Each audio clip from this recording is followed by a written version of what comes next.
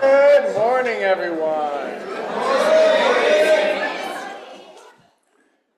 That was good. I am the Reverend William Levewood. My pronouns are he and him. I'm affectionately known as Rev Lev, and I am the minister here at Accotink Unitarian Universalist Church. I'm so happy that you decided to join us this morning.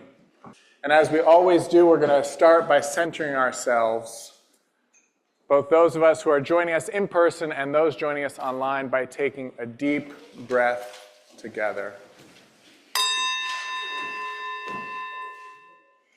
We open and welcome to the ancestral people of this land, acknowledging that our church, like all of Burke, rests on the unceded territory of the Manahoac tribe of the Great Sioux Nation.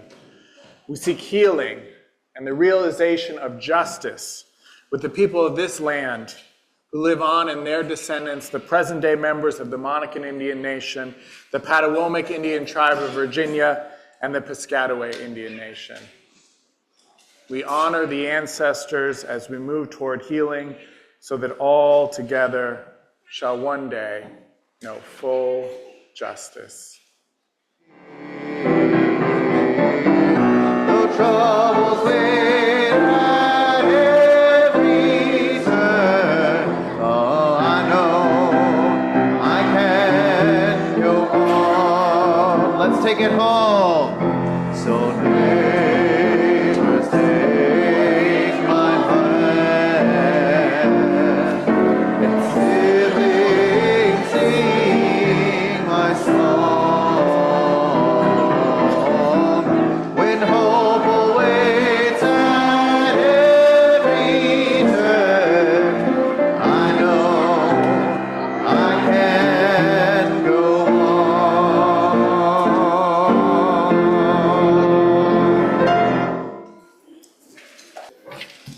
Welcome to Accotink Unitarian Universalist Church. I am Nancy Melito. My pronouns are she, her, and I'm happy to be your worship associate today. Whether you're a longtime member or a newcomer or something in between, we encourage you to stay for our social hour, online and in person, immediately after this service.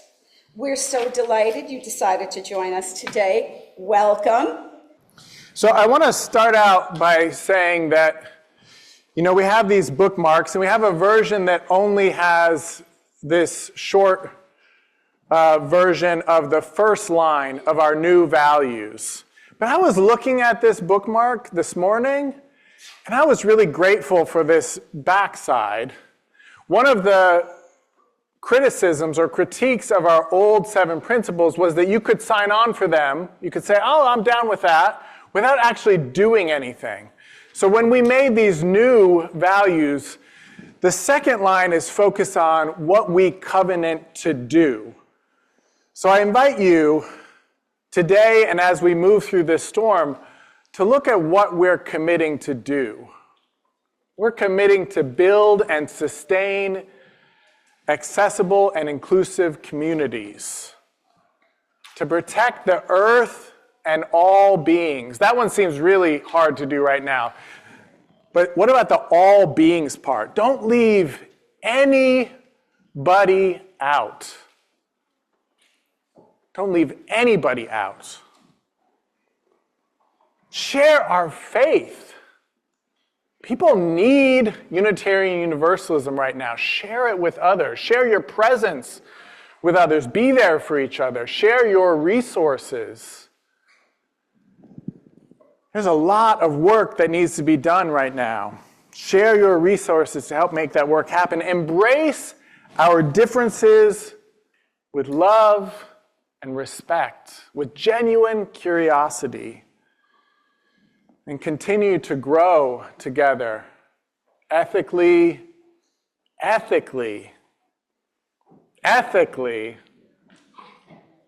and spiritually. We need a little bit of ethics right now if we're going to transform this world.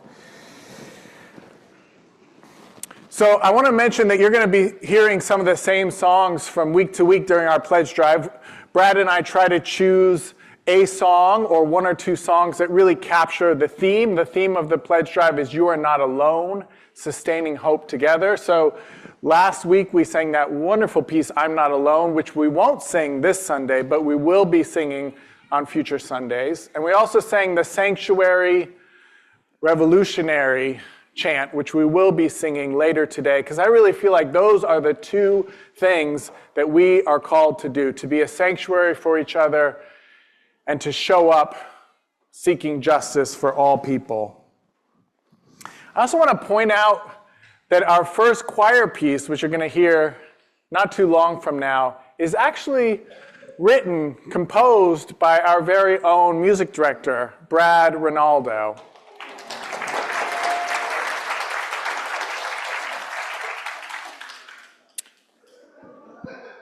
That's your pledge drive money at work. And not every congregation has a music director who's bringing original compositions to the congregation. So I just want to lift that up, how special that is that we have that.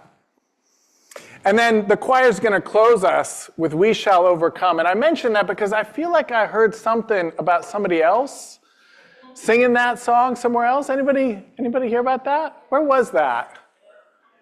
Oh, the House of Representatives. Yeah, they were singing "We Shall Overcome." So we're going to join in that spirit later today because we shall overcome.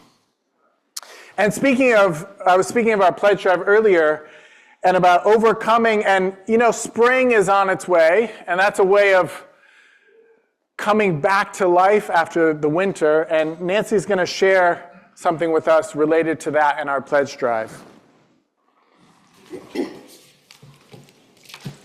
Spring is on the way. We're already in meteorological spring, but the spring equinox is on the way. That means new life, resurrection. And we are the life of this church. And with the springtime, we're going to resurrect, we're going to have new life, we're going to be reborn. And so today, for you, we have Easter eggs. If the ushers would please come forward, they're going to pass baskets of plastic Easter eggs. Inside each one is a strip of paper with a fact about Accotink and the pledge drive QR code, so that no matter where you are, you have that code. And if you would please pledge so that we can continue to have life in this church. Ushers, please come forward. If each household would take an egg, please. There are some extras in case there is another little hand that gets in there. Hey, Pam, what did you say last week? Donate here? Is that the phrase? QR code, donate here. And the QR code goes right to the donate here button. Yes, it does. Tuned within our deep despair, if pain seems more when we can bear, a day shall pass and nature knows the deep beneath the winter snow. A rose lies curled and hums its song. Good morning, friends. My name is Michelle Anderson. I use the pronouns she, her, and I am delighted to be your Children and Youth Spiritual Director. And I have a story today. So, once upon a time in ancient China, there was an emperor who loved flowers more than anything else in the world. His palace was surrounded by magnificent gardens, filled with the rarest and most beautiful plants. As he grew old, the emperor began to think about his successor. Unlike other rulers, he had no children, and so he decided to choose from the children of the kingdom. Do I see any children in the kingdom? Oh, I do. I see some children in the kingdom. So one spring day, the emperor invited all the young people of the land to come to the palace. He announced, "The time has come for me to choose the next emperor. I have here a collection of flower seeds. I will give one each seed to each of you. The person who can show me their best in a year's time will succeed me as emperor. Excitement buzzed through the crowd as seeds were handed out. Among those who received a seed was a young boy named Ping, known throughout the village for his green thumb. Are your thumbs green? Mine are not, I'll tell you that much. But Ping's were. With great excitement, Ping planted his seed in a pot filled with rich soil.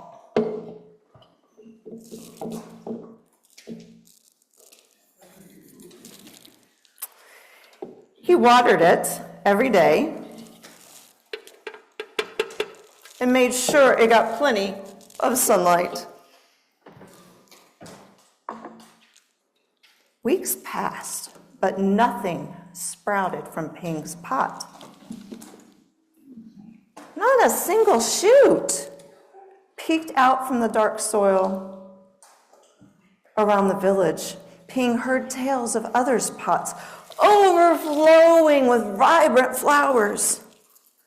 Embarrassed, he tried changing the soil and adjusting the amount of light and water.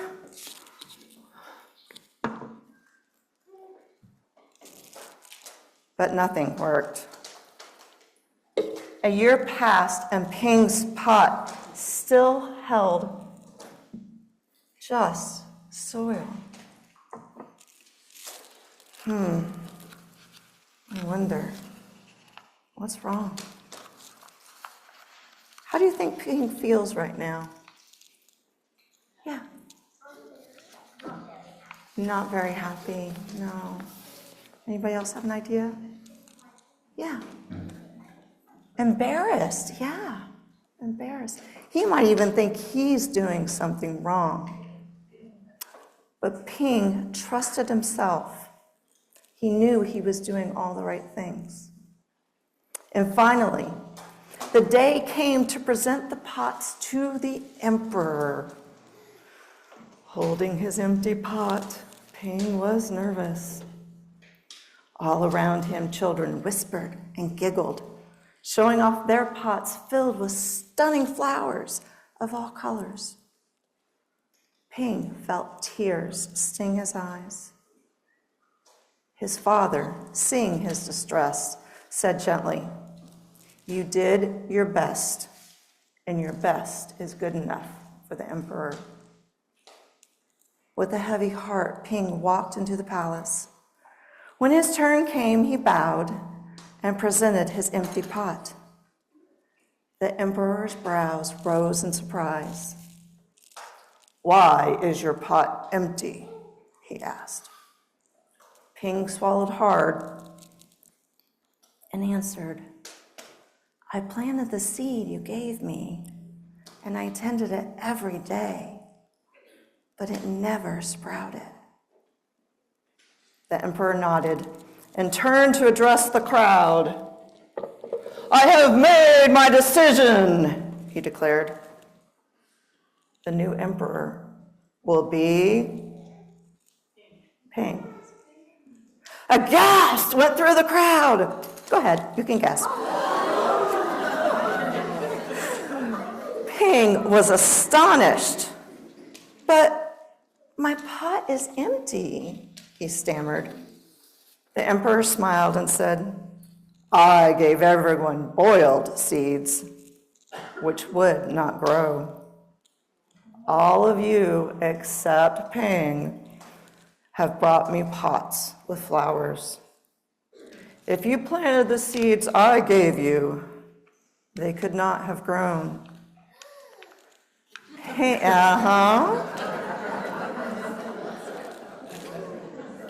Ping was the only one honest enough to present me an empty pot.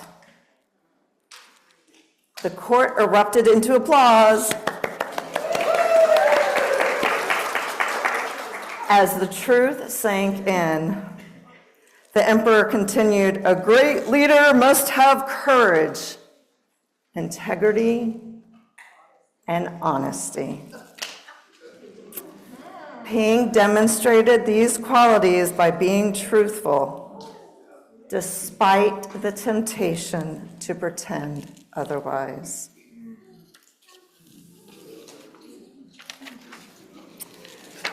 Ping became emperor and ruled wisely. Under his reign, the kingdom prospered. He always kept the empty pot on his desk, reminding him and his advisors that honesty and integrity should be at the heart of all their actions. This is an important story today.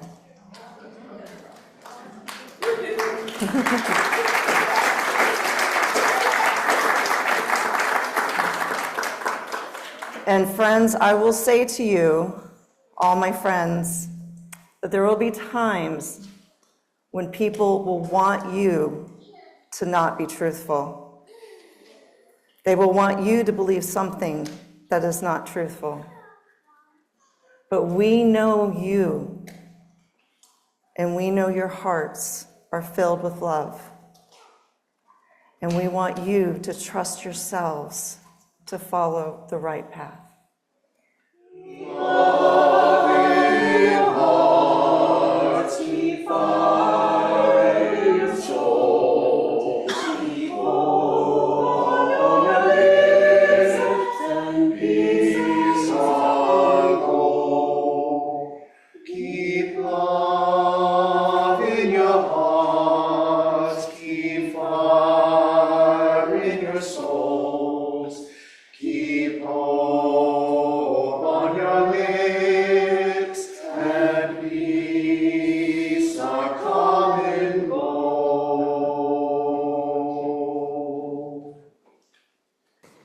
So I have to say, I'm going to talk to you about something called generational theory, the generational theory of history that comes from William Strauss and Neil Howe. And I shared about this theory in March, 3 years ago in 2022. It's a theory that proposes that societies follow a roughly 100-year cycle with societal seasons that they call turnings, which compare to our actual seasons like spring, summer, fall, and winter. They describe a high, similar to a societal spring, an awakening, a societal summer, an unraveling for autumn, and a fourth turning with crisis, which corresponds to the societal winter. And they give evidence for these seasons occurring throughout history. Spring, for example, corresponds to the post-Revolutionary War period, the Reconstruction era after the Civil War, and the period of prosperity following our success in beating back fascism in the Second World War. Spring does follow winter, and in March of 2022, that was such a hopeful sermon. I got so much hope, and you all told me that you felt a lot of hope from this generational theory of history. At that time, we were still in the midst of the pandemic. It was 2 weeks later that we would have our first in-person service, my first in-person service with you on March 27th, which was a celebratory, multi-generational service honoring Transgender Day of Visibility. In that service, we collectively made Accotink's chalice logo out of rainbow people cutouts that we all placed circling our chalice. It was a hopeful sermon because at that time in the midst of the pandemic, it gave us a vision that the difficult time would end, that spring would come again. And I said at that time that just as in past crises, the societal winter holds out the possibility that we can lay the foundations for a new era.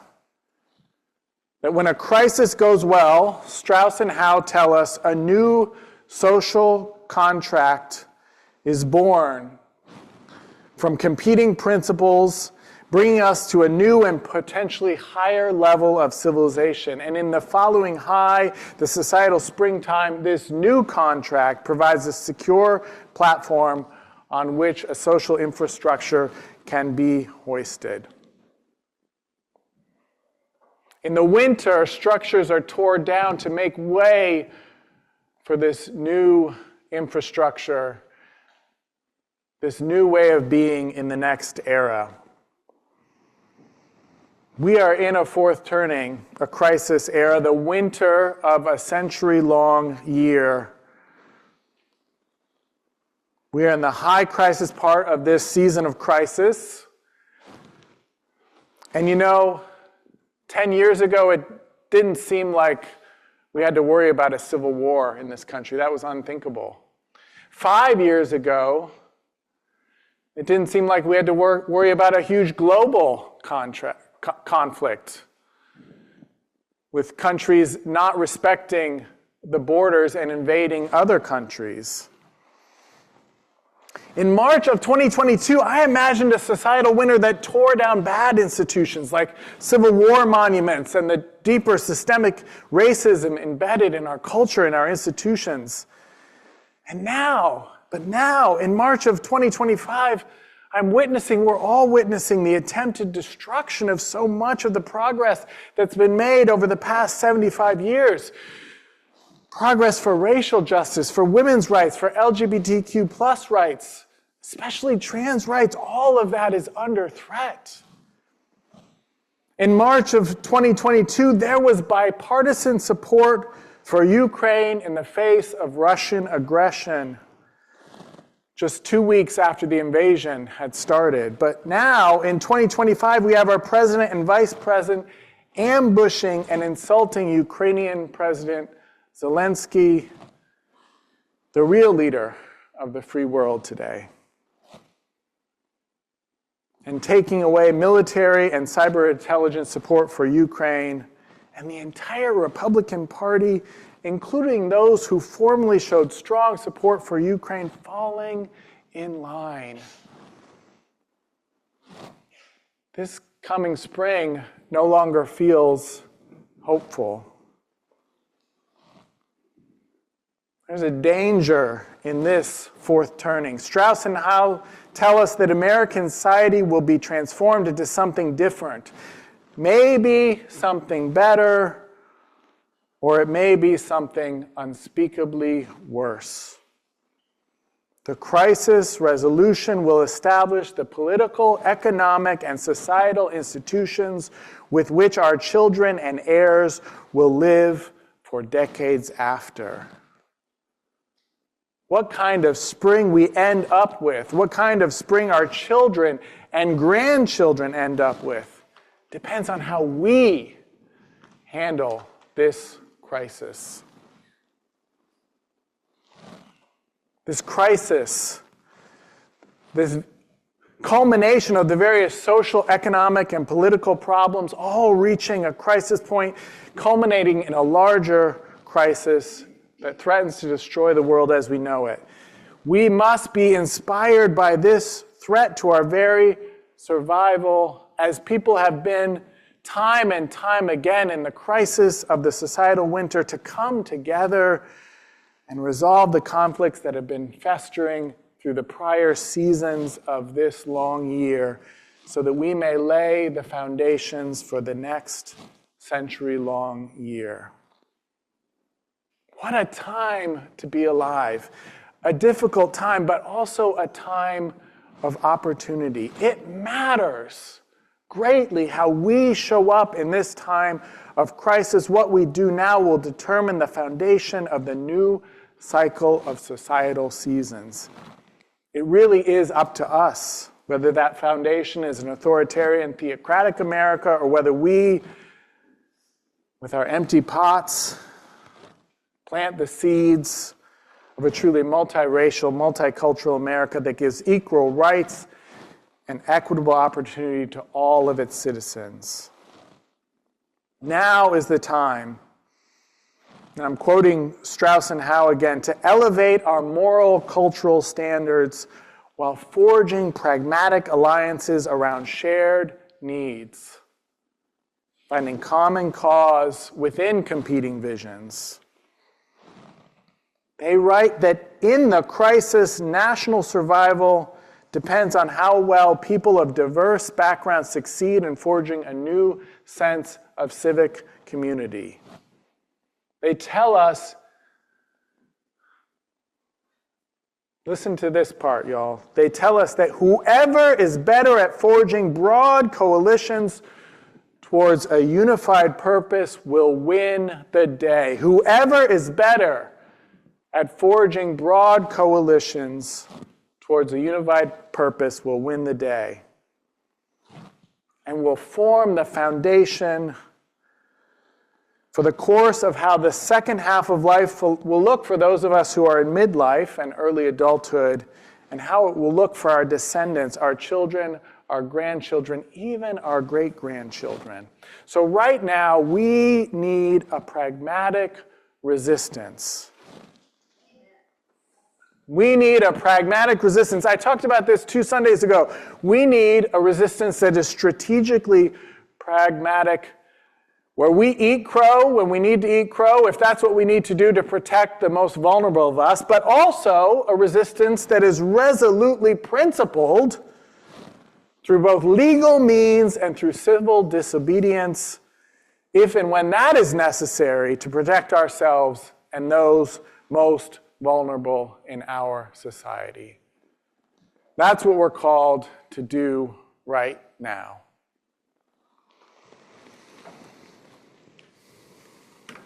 Now, I tend to think of these societal cycles as like the social weather. The weather is bigger than us. When a hurricane comes, we can't always stop it. But we can decide how we live through it. And I'm reminded of Isaac Asimov's Foundation series, science fiction series, where he puts forth this character, Harry Seldon. My original title for this sermon was Harry Seldon's Guide to Living Through an Apocalypse. So Harry Seldon is what's called the psychohistorian. He's figured out a way to predict how large groups of people will respond in given circumstances, and therefore to be able to predict the future of societies. In some ways, not too far removed from Strauss and Howe's theory of these generational seasons. Now, in the Foundation book, there's a galactic republic, and Harry Seldon is predicting that it's going to fall, and that there's going to be 10,000 years of chaos and warfare. But he can see a way, through his psychohistorical analysis, not to stop the fall, not to stop the apocalypse, but to cut that 10,000-year period to 1,000 years. So I don't know what's coming. I hope it's not 10,000 years of chaos. I hope it's a quick turnaround when the midterms happen, a new president in 4 years. Which I might add is not that much time for us to prepare to lay the foundation that makes it possible again to tear down oppressive structures so that we have a societal spring where our children and grandchildren thrive and flourish with ease in a multiracial, multi-ethnic, pluralistic, LGBTQ plus feminist democracy for a new age. It's not that much time, so we better get to work, even for the best case scenario. It's also possible that we could have a long period where all we can do is mitigate the damage a new fascist America is able to impose on us. That all we're able to do is lay the foundation for the societal spring, not the one that's going to come in a decade, but the one that's going to come a century from now. Lay the foundation so our children and grandchildren are able to survive a century of tyranny, Help them now to know how to lay the foundation to tear that tyranny down in the societal winter of the 22nd century.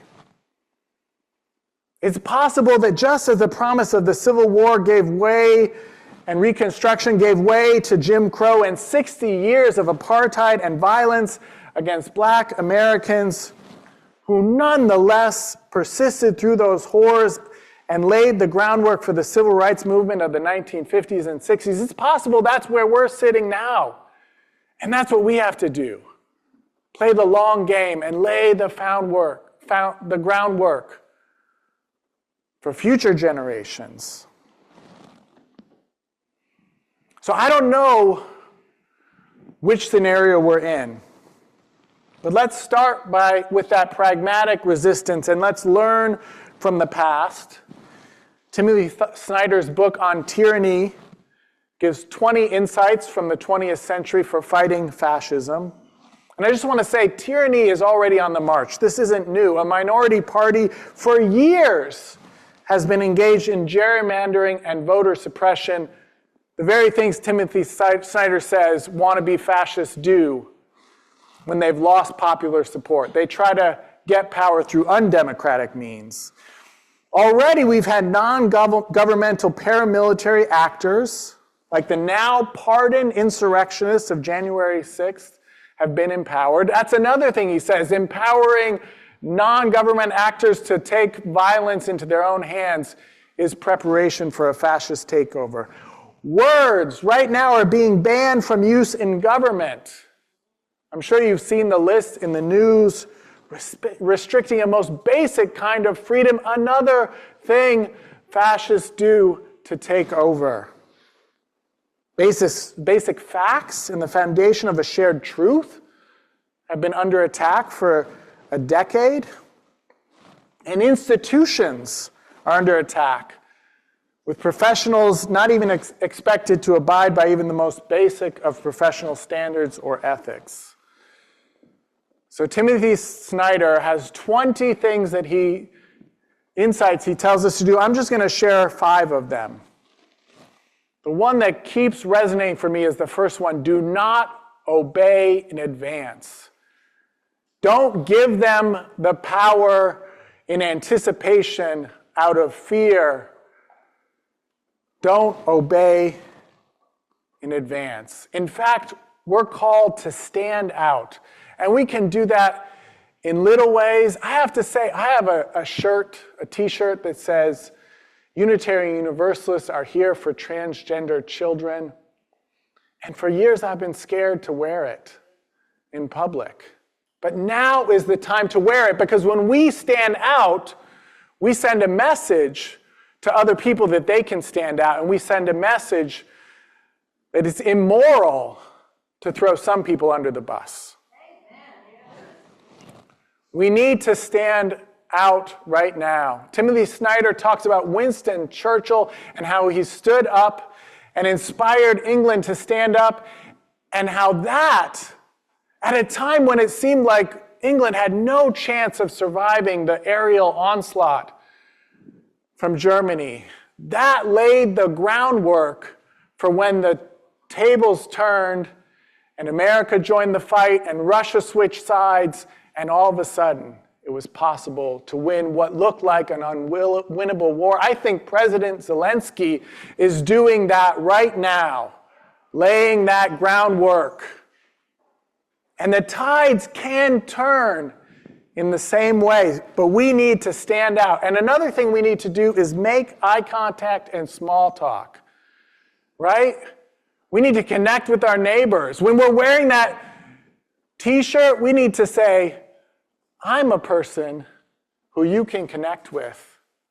I'm a person who has family and loved ones that I care about. You're not going to throw me under the bus, are you? We need to make those connections.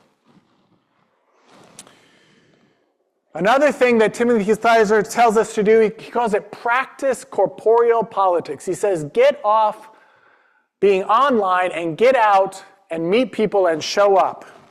Some of us did this past Wednesday. We can do it again this coming Tuesday. We can do it again this coming Wednesday. We can do it again this coming Friday. If you can do it, I encourage you to do it. You know, I hesitate to say this, but for those of us who have young children, who are still in the workforce, it might be harder for us to get to those protests. But just as we stayed home and quarantined and kept our children home and quarantined, I wasn't likely to die of COVID, y'all. The most vulnerable people were the older folks, but we stayed home for you, and now we need you in the street for us. So if you're retired and you can get out there in the street, we need you to show up in those corporeal politics for us. And if it gets really bad, we're all going to be there for sure. And it might. Lastly, Timothy Snyder tells us we need to defend our institutions and contribute to good causes. One of those institutions, one of those good causes is this congregation. It really is. You heard Pam talk about how this congregation helped get us through hard times.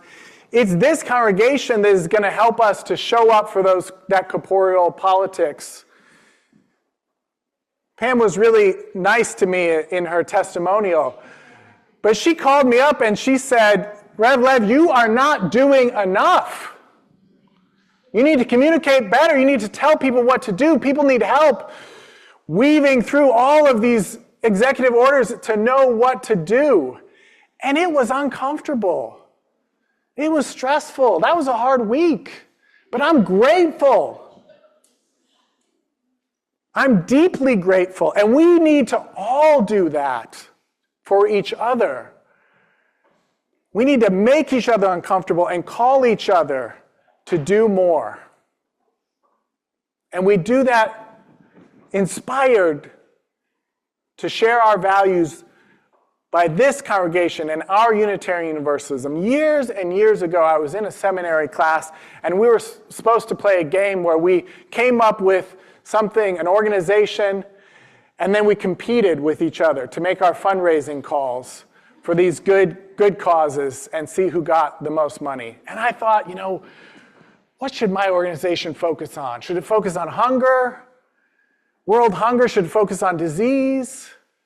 I was starting out at that really low level of Maslow's hierarchy. But the conclusion I came to was that we needed an organization that inspired everyone to focus on those things. And I couldn't think of anything that did that better than Unitarian Universalism.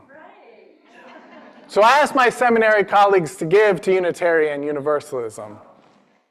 I wasn't very good at fundraising. Only one person gave me money. I did not win the game. Even from UU ministers. Can you believe that?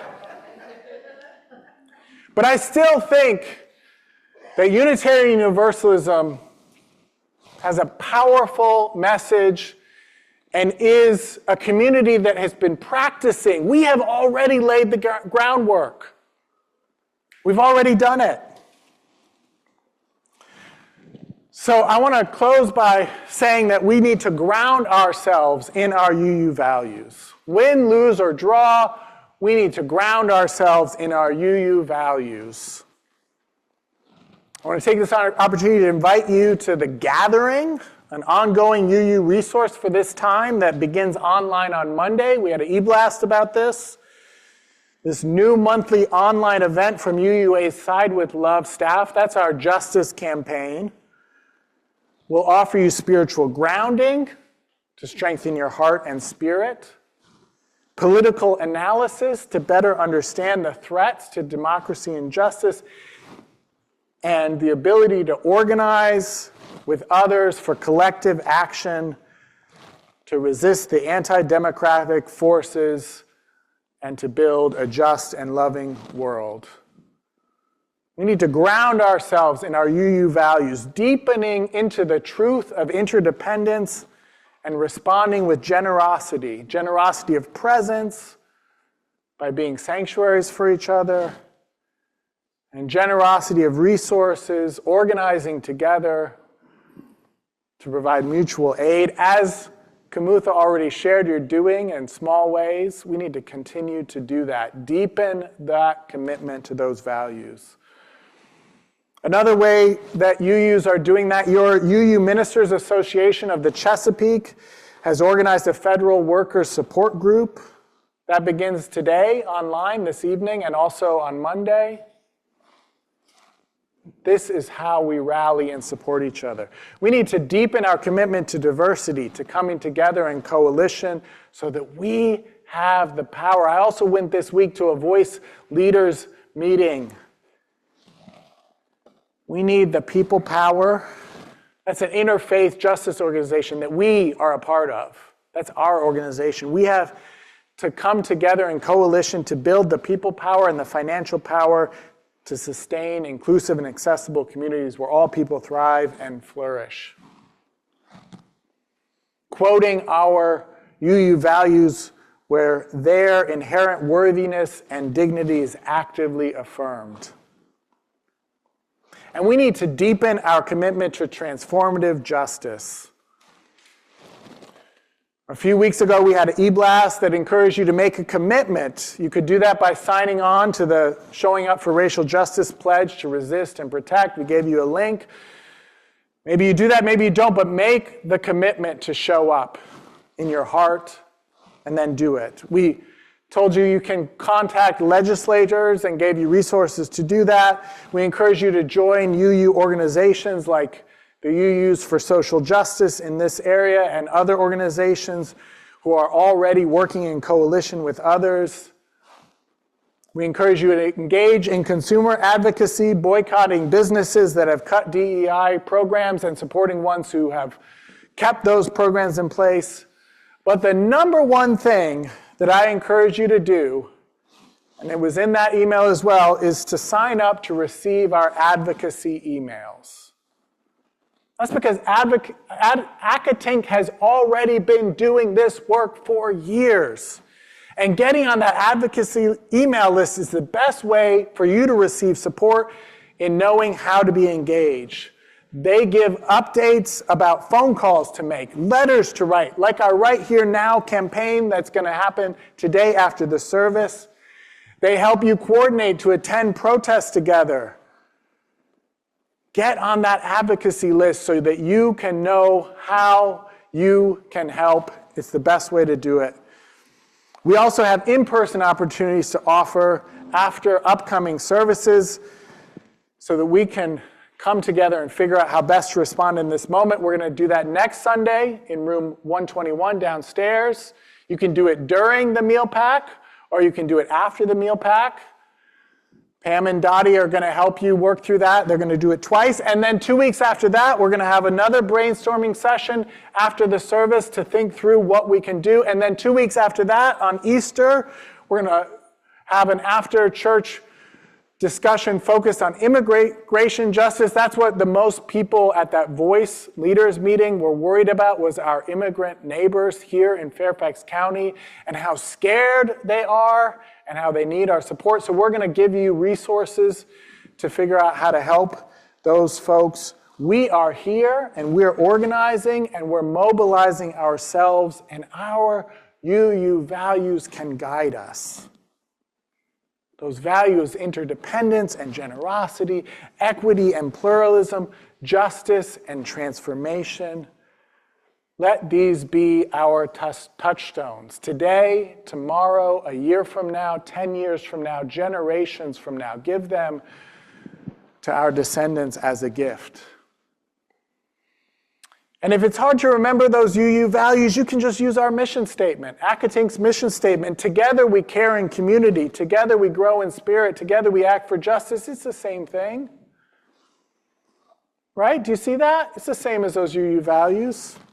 Or you can just remember the song about how we're called to be a sanctuary for each other, to care in community and be a sanctuary for each other, or how we're called to be revolutionaries, seeking justice for all.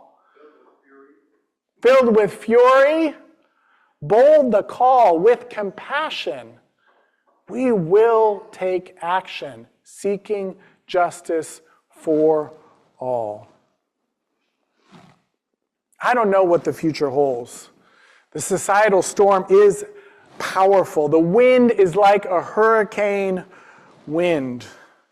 But I do know that the arc of history is long. I don't know how long, but I do know that we are called to help bend the arc of the moral universe towards justice. I do know that we are called to stand upright in the wind, and that when we do, our bones will turn to dark emeralds. I do know that by coming together, by not backing down, by raising our voices high, by walking hand in hand, we shall overcome. May it be so, and may we be among those who make it so. Amen, amen, amen, and blessed be.